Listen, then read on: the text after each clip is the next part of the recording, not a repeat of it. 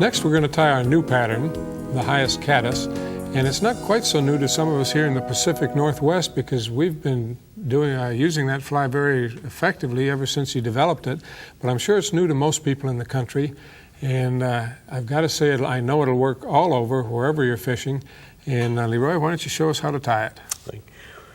For this pattern, I'll use a grizzly and brown hackle combination. I will use peacock herl and, again, elk hair. I've placed a number 10 standard dry fly length, standard length dry fly. Of course, you tie this in a variety of sizes. You can tie it in long shank, tie it in steelhead flies, like for the fall caddis in the fall of the year. Oh, yeah. Now, for peacock, there's a little trick for tying peacock herl. If I can get it off of there. Some people may have seen it, some may not.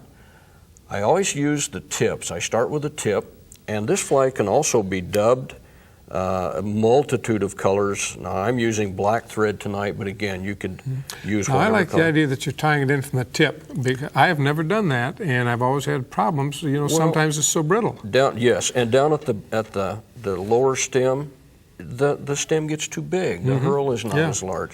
Now, here's a little trick. You can take that peacock herl, wrap it around the tying thread, and you're just basically making a little rope. A little peacock chenille. Yes, I'm hanging on to the thread and the peacock and just building just a little butt section there. That's all I'm doing.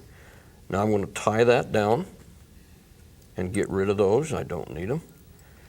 And now I'm going to bring in a little clump of elk hair. Again, you don't need very much. I'm going to get rid of that under fur, and I'm going to put it in the hair stacker, and it all fell out. Gosh, it's fun to watch a professional work. Yes, thank you. Now, for this first tail, and this will be, first wing, this will be a layered wing fly. A layered, that is, you'll tie it in several sections. Yes. And again, I've tied it fairly short. Now, here's another little trick to keep that from rotating, that wing. I want to keep it on top of the hook. I want to take just a small amount, cinch it down. Another small amount, cinch it down. What I've done now, I've basically just tied that whole thing where it will never rotate. Never. Now, you said it was fairly short. How far beyond the bend of the hook just do you want it to go? Just beyond the bend of the hook for that first section of the first wing section. Now, here's another little trick. I have a rubber-based cement here, and I'm going to just coat that butt section with that cement. Now, rubber-based cement, that looks pretty thin, but you said it's like that stuff they used to fix tennis shoes with? Exactly. But that's real thick. I thin it with toluene. And when this dries, it will actually be like fishing with your tennis shoe. I'll bet. It's tough. Now, here again, I'm going to get into some more peacock. I like to also get the peacock herl that's up against the eye. A little thicker. It's thicker. Yeah. It's much, yes. Now, again, by the tip, I'm going to repeat that same process.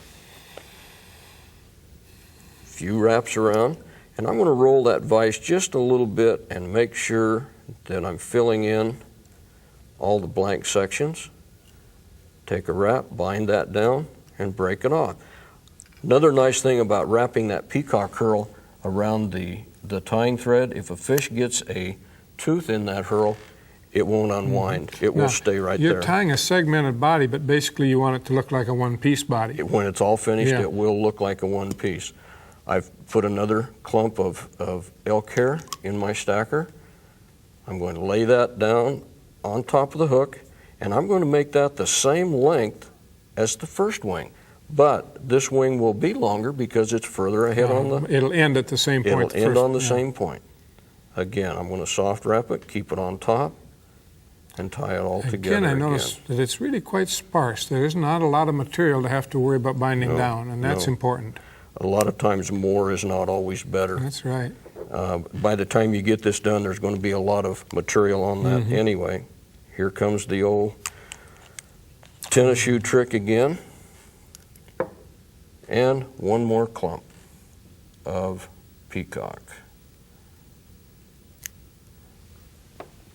It's kind of a repetitious type thing to do.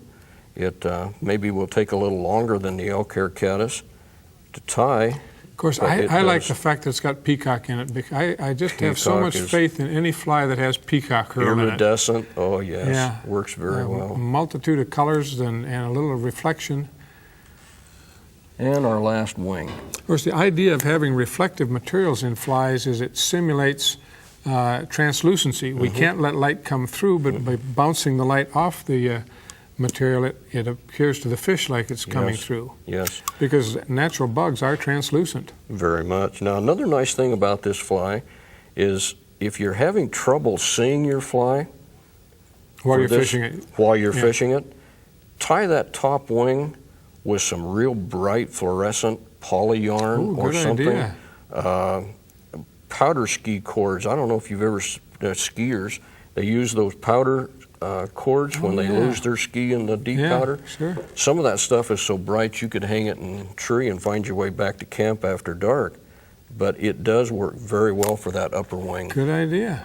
You can see it, throw it out in a white foam line, Uh-huh. and it stands out real Well, I well. haven't seen any of yours tied that way, but what a great idea. Well, as yet, I'm still able to see them, but probably another year or two I'll be When you there. get like me, you'll need a battery in there. Now, what I've done is I have my brown and my grizzly hackle. Now, that's some beautiful hackle you're using. What is Yes, that? it is. It's just a saddle hackle, But genetic. it's that genetic, the genetic, long stuff. long. Yeah. And this way, again, I don't have to use hackle pliers. Yeah. And I really like it. It's good and stiff.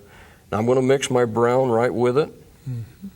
And this time, you can see I'm kind of zigzagging as I go through.